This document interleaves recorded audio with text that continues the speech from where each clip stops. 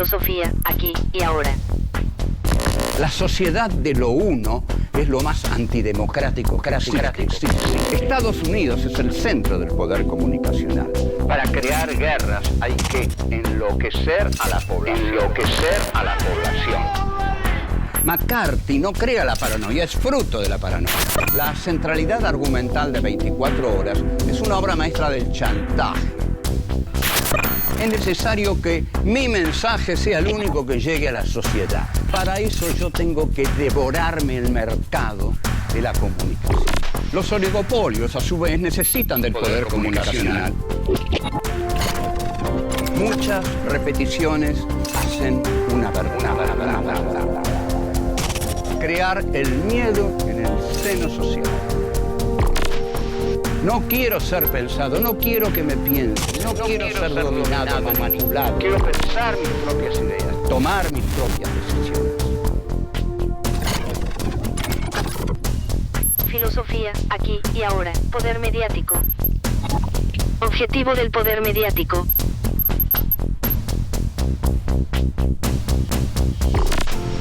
Uno. Sujeto otro como objetivo del imperio. En 1989, cuando se produce la celebérrima caída del muro de Berlín, un periodista de la derecha argentina, de esos que hay tantos, Mariano Grondona, dijo: la caída del muro de Berlín es la toma de la Bastilla de nuestro tiempo. Según se sabe, la toma de la Bastilla es el símbolo de la Revolución Francesa. En la Bastilla estaban prisioneros todos aquellos que se oponían al orden monárquico de Luis XVI, y el pueblo va hacia la Bastilla para liberarlos como un símbolo de la iniciación de la era revolucionaria. Con lo que quería decir que se iniciaba una nueva época, que lo que había ocurrido era revolucionario, ¿no? La caída del muro era revolucionaria. Y no sé si alguno de ustedes recibió un pedacito de piedra que era un pedacito del muro de Berlín. A mí me mandaron uno. Mire, aquí tiene un pedacito del muro de Berlín. Dios, yo lo miraba. Es un pedacito de la libertad que se avecina, del bienestar para todos, del neoliberalismo que nos va a dar libertad, comida, igualdad, minga. Con perdón, nada de eso. No fue la toma de la Bastilla de nuestro tiempo. La caída del Berlín simplemente fue el apoderamiento de la Alemania comunista por la Alemania neoliberal, por la Alemania occidental, del occidentalismo capitalista. Se siguieron desarrollando las cosas y apareció un señor, Francis Fukuyama, que dijo: la historia terminó. Esto es muy interesante de analizar. La historia siempre termina cuando un gran poder gana una gran batalla histórica. Entonces dice: terminó la historia, porque aquí gané yo, aquí estoy yo, con el poder en mis manos, entonces no hay más historia. La historia va a seguir, pero va a ser la historia de mis deseos, el deseo de mi poder, el que le va a dar un sentido a la historia, porque la historia va a seguir teniendo un sentido, el sentido que le demos nosotros. El libro de Fukuyama no funcionó mucho, porque imagino que cuando llegó al complejo militar industrial norteamericano, dijeron: este tipo está loco, échenlo. ¿Cómo se acabó la historia? Nosotros necesitamos hipótesis de conflictos, guerras, para fabricar armas. Entonces aparece el señor Huntington. Samuel Huntington, un tipo del Departamento de Estado, que escribe un libro que se llama El choque de civilizaciones. Y ahí aparece la hipótesis de conflicto Islam. Es el Islam, el enemigo. Entonces el complejo militar industrial, muy satisfecho, porque ya hay una hipótesis de conflicto que justifica la fabricación de armas a través de la cual gira la economía de Estados Unidos, y en consecuencia esa economía influye en todos los países del occidente capitalista. El poder comunicacional también surge poderosamente, autónomo, hegemónico, directo, como cabeza de batalla a partir de la caída del muro de Berlín. Los medios de comunicación pasan a formar la sociedad que el poder militar quiere. Entonces, hay una profunda unidad entre el complejo militar industrial y el poder comunicacional. Esa unidad es la siguiente: el complejo militar industrial les dice al poder comunicacional: necesitamos guerras. Ustedes creen las condiciones subjetivas en la población como para que acepten nuestras hipótesis de guerra. Y el medio comunicacional sabe que lo mejor a lo que puede apelar es a la paranoia. La paranoia es el sentimiento de sentirse perseguido, sea o no uno perseguido, observado, atacado por medio de gente que saben quiénes somos nosotros y nosotros no sabemos quiénes son ellos. La paranoia es el sentido psicótico de sentirse constantemente vigilado, mirado, en peligro. Volvemos. 2. La repetición en el sujeto y la ideología informática. Tanto el complejo militar industrial como su socio, el poder comunicacional, fueron denunciados en un discurso excepcional de Dwight Eisenhower cuando abandonó la presidencia y dijo: tengamos mucho cuidado con el complejo militar industrial. América, él decía América no debe entregarse al armamentismo porque sería entregarse a guerras constantes. Esto lo dijo un exmilitar, porque se iba de la presidencia, Eisenhower, que tenía una concepción liberal de la historia, no una concepción imperial. Pero ahora hay una concepción imperial. ¿Por qué? Porque la paranoia, el miedo a ser atacado desde afuera, implica la necesidad de conquistar el afuera. Quiero que esto quede claro. Si usted está en su casa y siente que de afuera lo están amenazando constantemente, tiene dos soluciones. Una, cerrarse, como hizo primero Estados Unidos. Se cierra, se encierra para que no lo ataquen. Y la otra es salir y conquistar a todo ese mundo que usted cree que lo quiere conquistar a usted. Eso es lo que está haciendo Estados Unidos. Me voy a proteger de los otros sometiendo a los otros, que es una manera muy clara, directa y, en última instancia, antidemocrática y sanguinaria de protegerse. El mundo va a ser mío porque el mundo está contra mí. Eso es lo que dice el imperio cibernético comunicacional norteamericano. A partir de la aparición de Julian Assange y sus Wikileaks, quedó revelado algo que no debía ser revelado para el imperio comunicacional, y es que el imperio comunicacional utiliza a Internet para el espionaje. Así que cuando usted utiliza Facebook y se siente muy contento porque cuento mi vida, digo esto, digo aquello, pongo mis fotos, ¿sabes? Y todo eso lo hace para la CIA. ¿Vio qué divertido? La CIA toma nota y bueno, en algún momento ahí lo tienen a usted, en algún momento, yo qué sé.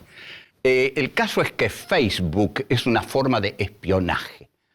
Facebook no es esa cosa tan linda para que usted se divierta y hable con los amigos, ni el Twitter. Todo eso lo hicieron porque nos toman por tontos, porque escribimos en los blogs cosas que necesitamos escribir, porque si no escribimos eso, ¿qué hacemos? ¿Cómo salimos del anonimato que nos humilla tanto? ¿Por qué va a tener derecho un escritor a publicar sus libros y yo no voy a tener derecho a comunicarle a la sociedad la ternura de mi alma, el odio de mi corazón?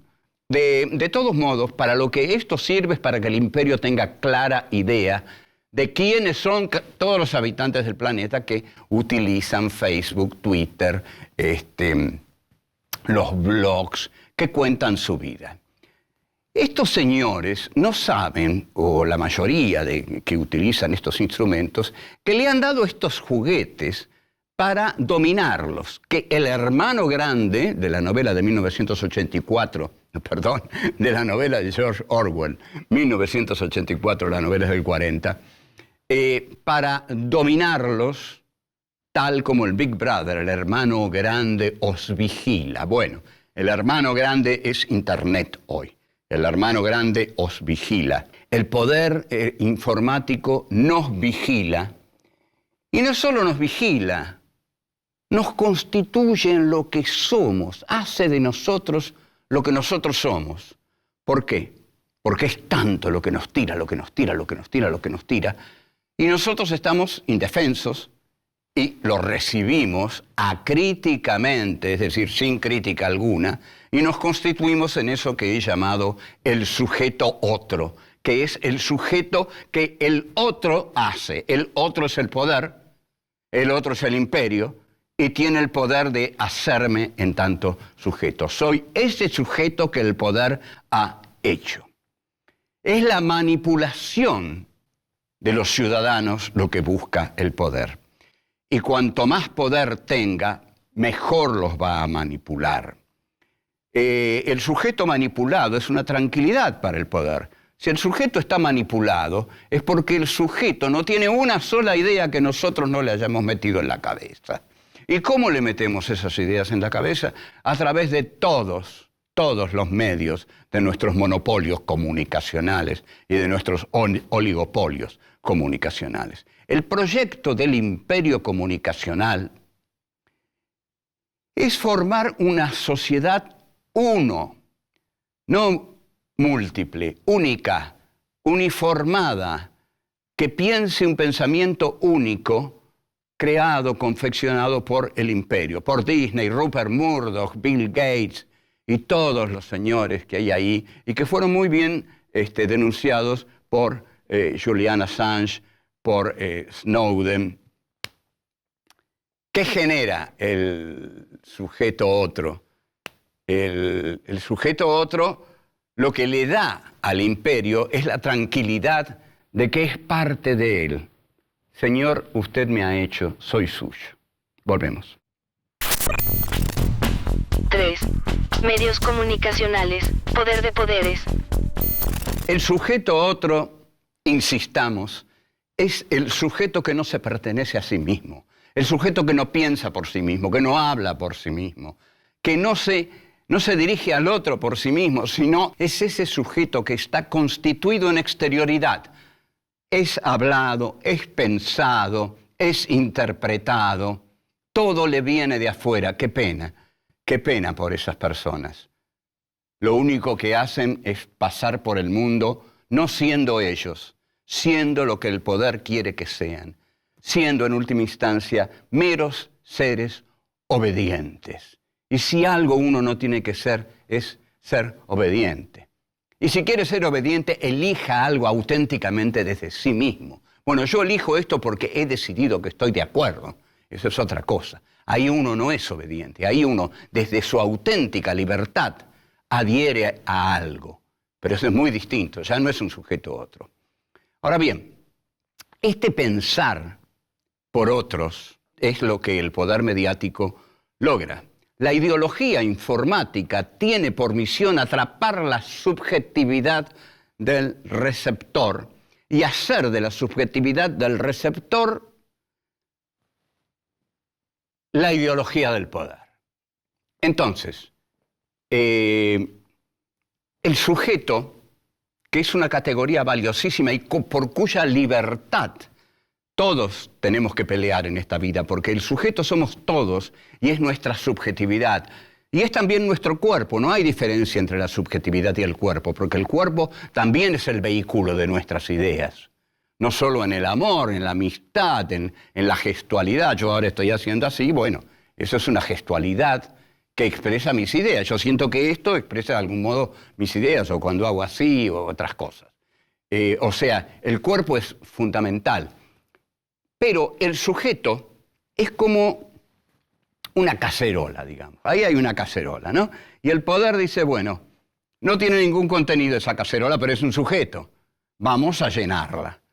Y viene toda la propaganda de todos lados, de la radio, de la televisión, de internet, del cine, de las revistas que usted lee cuando va al dentista. ¿Usted vio las revistas que hay en los consultorios médicos? Son pavorosas.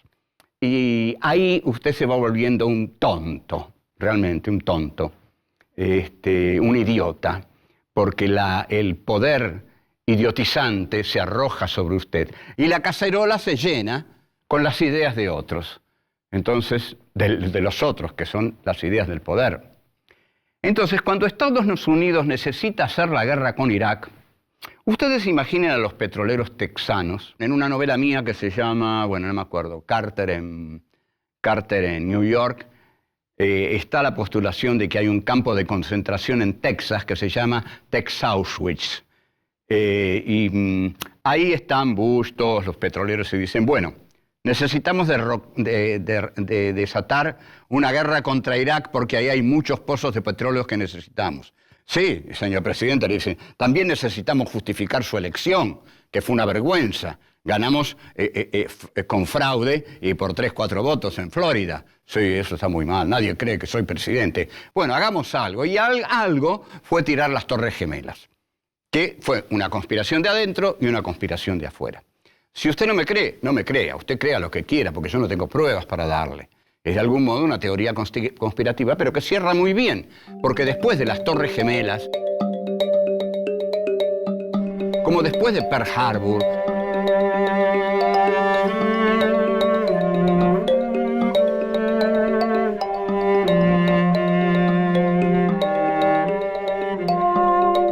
como después del asesinato de Lincoln,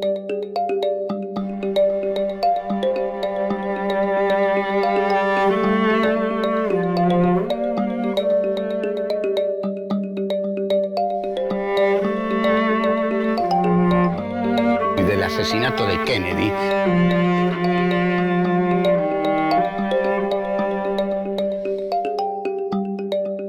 En Estados Unidos la derecha pudo hacer cosas poderosas. Entonces aquí la derecha norteamericana necesitaba justificar la presidencia de Bush y justificar el asalto a las regiones petrolíferas de Oriente, del mundo árabe. Entonces vino fantástico. Caen las 2 torres y viene la guerra de retaliación, como la llama Bush. Y Bush dice una frase increíble: Dios no es neutral. Dios no es neutral. Dios no quiere por igual a todas las criaturas, como todos hemos aprendido desde niñitos. No, Dios quiere más a los norteamericanos. Lo dijo así. Dios no es neutral, Dios está con nosotros. Lo mismo que decían los islámicos. Alá está con nosotros.